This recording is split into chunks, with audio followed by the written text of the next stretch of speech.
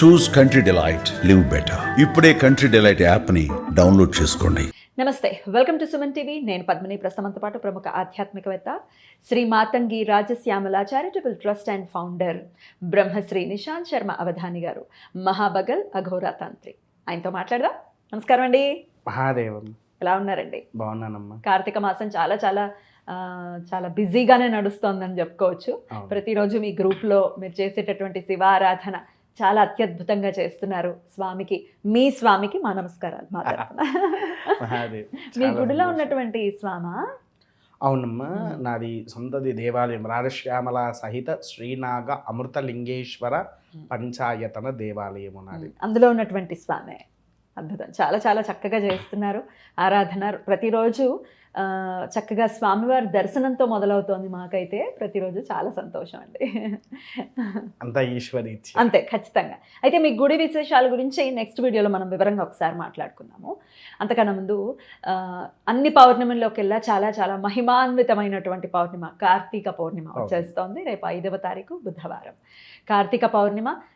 మరి ఎలా ఏం చేసుకోవచ్చు అందరికీ తెలిసిందే. వారి వారి ఆచారాలని రీత్యా చక్కగా చేసుకుంటూ ఉంటారు. ఈ 365 ఒత్తులు వెలిగించుకోవటం కానీ, ఉపవాసాలు ఉండటం కానీ, సాయం సంధ్య వేళ స్వామివారి ఆరాధన చేయటం, ఇవన్నీ అందరికీ తెలిసిందే. కానీ ఇంకా స్వామివారి కృపకి పాత్రలు అవ్వటం కోసం ఏమేమి విధి విధానాల్ని ఆ రోజు ఖచ్చితంగా పాటించవచ్చు, ఇవన్నీ ఒక్కసారి మీ ద్వారానండి. చాలా సంతోషంగా అమ్మా.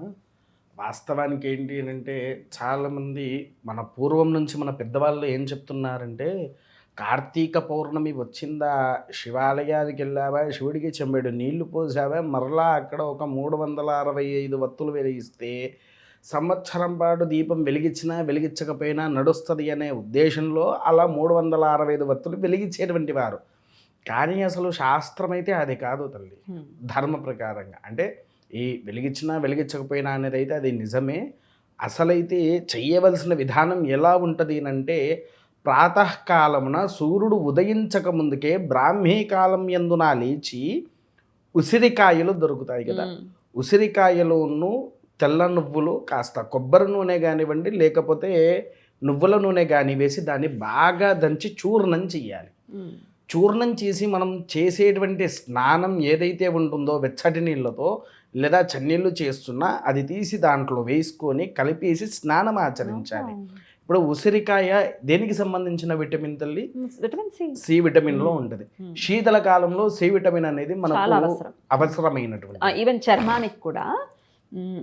అందుకోసం ఏంటి అంటే దాన్ని తీసుకొని మనం స్నానాన్ని ఆచరించాలి. స్నానాన్ని ఆచరించిన తర్వాత ప్రాతకాలమునే మనం భగవంతుని దగ్గరికి, మన ఇంట్లో ఉండేటువంటి దేవాలయం ఏదైతే ఉంటుందో అక్కడికి వెళ్ళేసి స్వామివారికి స్వచ్ఛదనంతో దీపారాధన చేసి ఉదయాన్నే స్త్రీలు పురుషులందరూ కలిసి తులసి కోట దగ్గరికి రావాలి. పూర్వం ప్రాతకాలంలో. ఎందుకనంటే పూర్వంలో తులసీదేవి పరమేశ్వరుణ్ణి నన్ను కళ్యాణం చేసుకోమని చెప్పేసేసి వెంబడపడితే, నేను నిన్ను చేసుకోను, నాకంటూ పార్వతి ఉంది, నేను నిన్ను చేసుకోనంటే అప్పుడు ఆయనని శపించింది తులసీదేవి. నా తులసీ దళం కూడా నీకెవరు పెట్టకూడదు, ఒకవేళ పెడితే వంశము సర్వనాశనం అవుతుంది అనే విధానంలో శపించేసింది తులసీదేవి.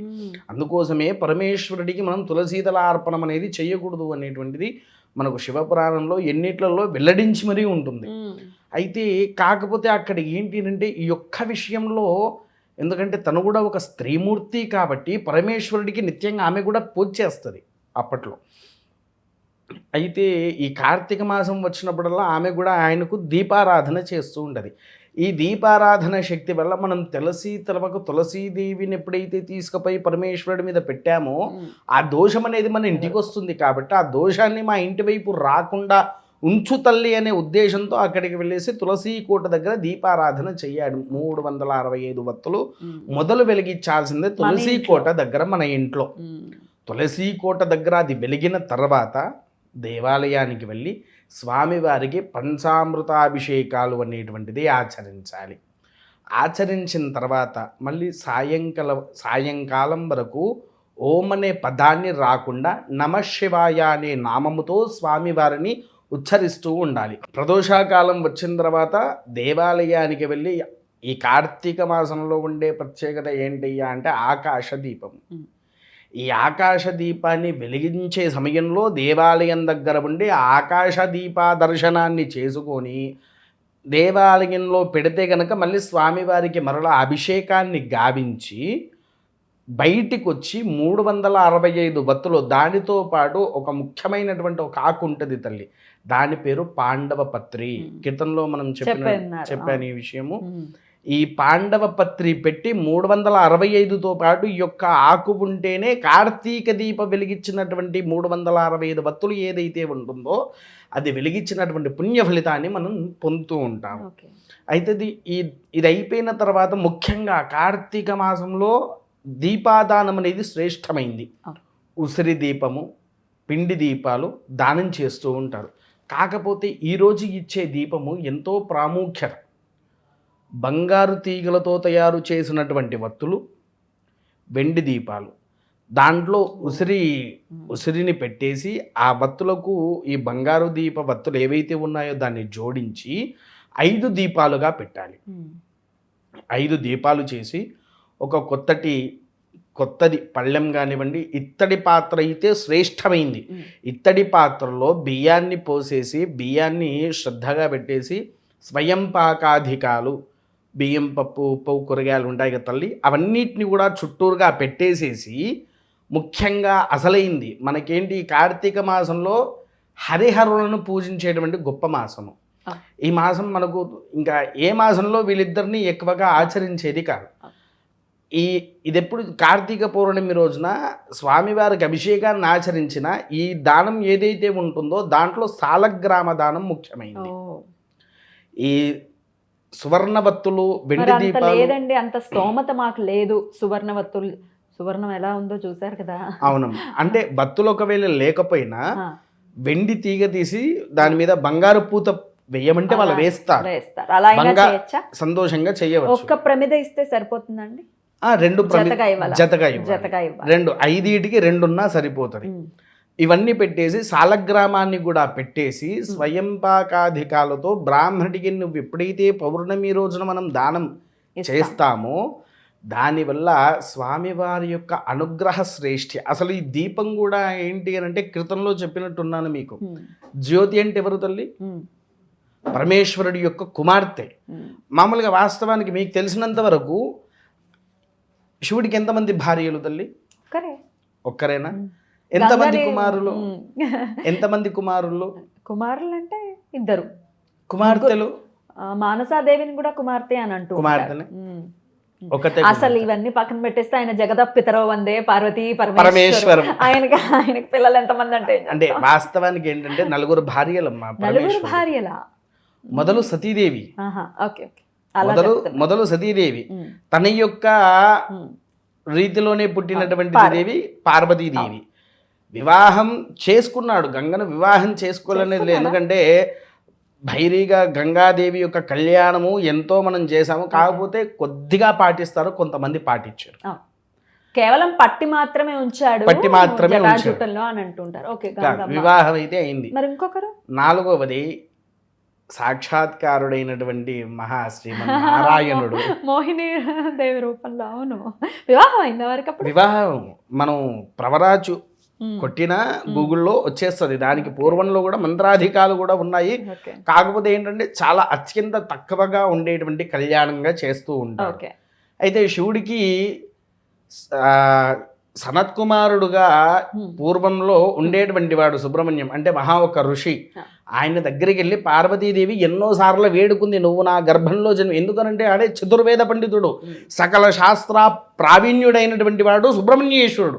ఎన్నిసార్లు వెళ్ళి పార్వతీదేవి మొక్కుతూ ఉన్నా నేను నీ గర్భంలో జన్మించని నిష్కలంగా చెప్పేటువంటి వాడు.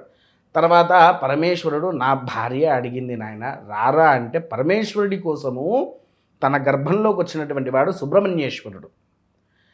సుబ్రహ్మణ్యేశ్వర స్వామి కంటే ముందు హరితంతో అంటే పసుపుతో తయారు చేసినటువంటి వాడు గణపతి. అటు మోహినీదేవి గర్భంలో జన్మించిన వాడు అయ్యప్ప. 3 కుమార్తెలు 3. ప్రథమంగా వనదేవతగా సృష్టించబడినటువంటి దేవత అశోక సుందరి. రెండవది మానసాదేవి, శివుడి యొక్క మనసు ద్వారా ఉద్భవించినటువంటిది. ఆయన త్రినేత్రంలో నుంచి ఉద్భవించినటువంటి శక్తిగా మారిందే జ్యోతి. ఈ యొక్క అమ్మవారి ఆలయం మనకి ఎక్కడుందయ్యా అంటే హిమాచల్ ప్రదేశ్లో జ్వాలాముఖీదేవి ఆలయంగా విరధిల్లుతూ ఉన్నది ఇప్పటికి. జ్వాలాముఖి అమ్మవారే జ్యోతిదేవి. ఓకే, విన్నారా? అయితే ప్రథమ పూజితంగా ఇటు జ్యోతిగా, ప్రథమ రక్షకిగా జ్యోతిగా ఉండేటువంటిది, ప్రధాన పూజుడైనటువంటి వాడు గణపతి. రైట్. ఇది అసలైన శాస్త్రం తల్లి. అయితే ఇక్కడ ఏమైంది అంటే ఈ యొక్క దీపాన్ని ఎవరైతే దానం చేస్తున్నారో వారి యొక్క వంశము వృద్ధి కావడానికి కోసం చేస్తూ ఉన్నారు. ఆ వంశవృద్ధి ఎప్పుడు గావిస్తుంది అని అంటే ఈ కార్తీక మాసంలో దీపదానం వెనకాల ఉండే ఎన్నో గొప్ప రహస్యాలు ఉన్నాయి. అందులో పౌర్ణమి రోజున ఇచ్చేటువంటిది సాలగ్రామము అంటే విష్ణుమూర్తి, స్వయంపాకాధికమంటూ అన్నపూర్ణాదేవి, ఇటు జ్యోతిదేవి, తర్వాత యజ్ఞోపవీతం బ్రాహ్మణుడు వేసుకునేటువంటి గాయత్రీదేవి. ఇలా చతుర్వేదాధికాలతో ఉండేటువంటి క్రతువులు ఏవైతే ఉన్నాయో అన్ని క్రతువులు నువ్వు ఎప్పుడైతే పౌర్ణమి రోజున దానాన్ని ఆచరిస్తే మనలో ఉండేటువంటి పరిపూర్ణత దోషాలు కూడా నివారణ అవుతాది అని చెప్పేసి మనకు శాస్త్రాల్లో వెల్లడించారు తల్లి. పౌర్ణమి రోజున ఇది ఎప్పుడైతే మనం ఆచరిస్తామో ఏ సమయంలో చేయమంటారు దీన్ని? సాయంకాలం చీకటి పడ్డాకనే, చీకటిలోనే మనకు వెలుగు అనేది దారి చూపిస్తుంది. అంతేనండి. ఆ చీకటి పడ్డాకనే, చీకటిలో అంటే దేవాలయంలో ఎవరికైనా సరే దానం చేయొచ్చు, పగలు చేసేది కాదు ఇది దానం. సాయంకాలంలో చేస్తే పుణ్య ఫలితంగా ఉంటుంది. ఏ నామంతో మీరు ఆల్రెడీ చెప్పారు, నమశివాయ నమశివాయ అనుకోవడం మించి ఇంకేం అవసరం లేదు. అవసరం లేదు తల్లి. ఖచ్చితంగా ఈ విధి విధానాల్ని పాటించుకుని ఈ దీపదానం చేయటం ద్వారా ఖచ్చితంగా వాళ్ళ ఐహికాలకి సంబంధించినటువంటి అన్ని కోరికలు నెరవేరుతాయని అనుకోవచ్చా అండి? 100% కాదు. ఎందుకనంటమ్మా ఈ స్వయంపాకాధికాలు అన్నపూర్ణాదేవి ఇంట్లో ఎప్పుడు ఏది పోగొట్టకుండా మనల్ని రక్షిస్తూ ఉంటుంది. ఒకటి. రెండవది జ్యోతి సంరక్షక. ఎందుకంటే ఈ వెలుతురు లేకపోతే మనం ఎవ్వరము ఉండలేము, ఆమె ఉండాలి. గాయత్రీదేవి లోకమాతనే ఆమె. అసలు చతుర్వేదాలను సృష్టించి చతుర్వేదాదిగా రూపంలో ఉన్నటువంటి మాతనే గాయత్రీదేవి. అవునా? అవునండి. శ్రీమన్నారాయణుడు ఈశ్వరుడికి ఆయనకు ఉండే ప్రీతి బంధాలు, ఆయన చేతి స్థిరకారకుడు. తర్వాత ఆయన చేతుల్లోనే లక్ష్మీదేవి ఉండేది. ఇన్ని కలిపి మనం దానం ఇంకా బంగారు ప్రతిమ, బంగారు వత్తి, అందులో లక్ష్మీదేవి కొలవై ఉంటది. వెండిలో చంద్రుడు కొలవై ఉంటాడు. ఇన్ని గణము ఆ దానంలో ఉంటాయి తల్లి. అందుకోసమే ఆ ఒక్క దానం చేస్తే ఈ కార్తీక పౌర్ణమి రోజున మనకు కావాల్సినటువంటి సంపూర్ణ యోగ్యతలు ఏవైతే ఉన్నాయో పరిపూర్ణంగా భగవంతుడు మన చేతిలోకి తీసుకువచ్చి ఇలా పెట్టేస్తాడు. అద్భుతం అండి, చాలా చక్కగా తెలియజేశారు. ఖచ్చితంగా కార్తీక పౌర్ణమిని వాళ్ళ ఆచారాల రీత్యా వాళ్ళు ఏదైతే చేస్తారో అది చేసుకుంటూ కూడా ఈ దానాన్ని నిర్వహించుకుని ఖచ్చితంగా వారి కోరికలు ఏవైతే ధర్మబద్ధమైనటువంటి కోరికలు ఖచ్చితంగా నెరవేరాలని మనస్ఫూర్తిగా కోరుకుంటూ చాలా అద్భుతంగా మాకు వివరించారండి. కృతజ్ఞతలు. నమస్కారం అండి. మహాదేవ.